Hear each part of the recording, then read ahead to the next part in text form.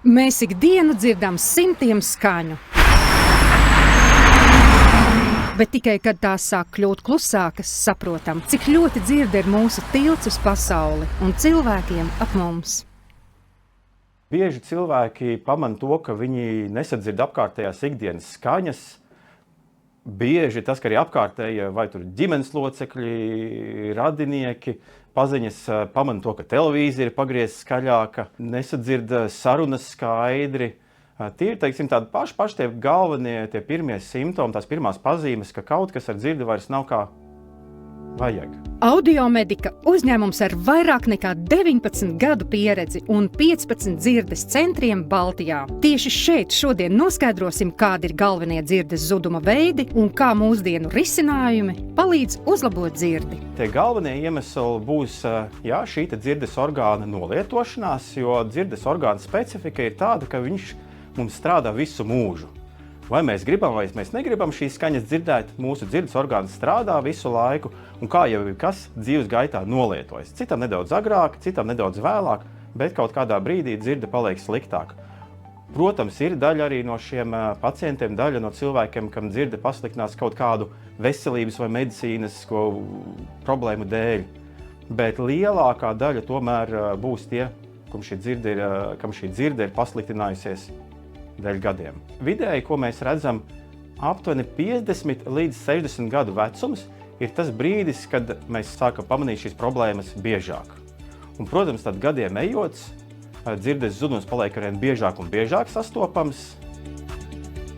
Dzirdes pārbaude ir pavisam vienkārša un nesāpīga procedūra. Parasti mēs ar klientu aprunājamies, noskaidrojam, kādas ir sūdzības, kāda ir vēsture par ausu saslimšanām, pārbaudām ausis, paskatāmies, vai nav sēra korķi, un tad jau nosakam dzirdes slieksni. Audiomedika saviem klientiem dzirdes pārbaudi piedāvā bez maksas. To var izdarīt Rīgā, Liepājā un Jelgavā. Dzirdēt labi mēs gribam jebkurā vecumā.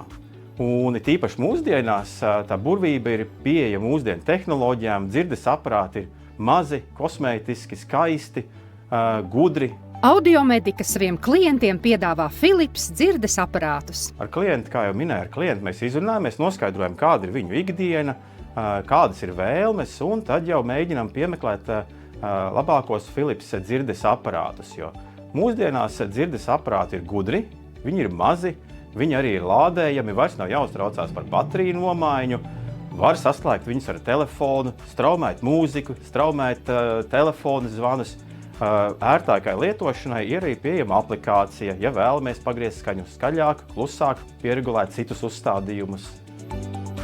Dzirdes aparāti ir dažādi. Ir tādi, kas sēž aiz auss, ir tādi, kurus mēs veidojam individuāli pēc auss formas, var izveidot pavisam mazus, pavisam neredzamus, bet to jau mēs izrunājam, gan kāds ir klienta budžets, gan ir kādas vēlmes, kāda ir ikdiena. Un tad mēs arī piemeklējam kopā ar klientu, piemeklējam labāko risinājumu. Ja arī tu jūti, ka dzirde vairs nav tik laba kā agrāk, vai pamani, ka tavs tuvinieks biežāk pārjautā tevis sacīto, nāc uz Audiomedika un pārbaudi savu dzirdi. Tas ir pirmais solis, lai saglabātu pilnvērtīgu dzīves kvalitāti. Noteikti mēs iesakam pārbaudīt dzirdi. Mēs Audiomedikā piedāvājam bezmaksas konsultāciju, kur mēs pārbaudīsim dzirdi, un tad jau, ja nepieciešams, mēs ieteiksim vai nu apmeklēt loru, vai jau meklēsim pareizo un labāko risinājumu ar dzirdes aparātu palīdzību. Ir bieži grūti saprast, cik tad labi dzirdēsim un kāda būs šī ikdiena ar dzirdes aparātiem. Tāpēc mēs šeit Audiomedikā piedāvājam 14 dienu bezmaksas dzirdes aparātu izmēģinājumu, kas dod iespēju šos dzirdes aparātus paņemt mājās, lietot savā ikdienā un tad saprast, vai šis risinājums ir labākais, vai varbūt kopā meklēsim kādu citu variantu.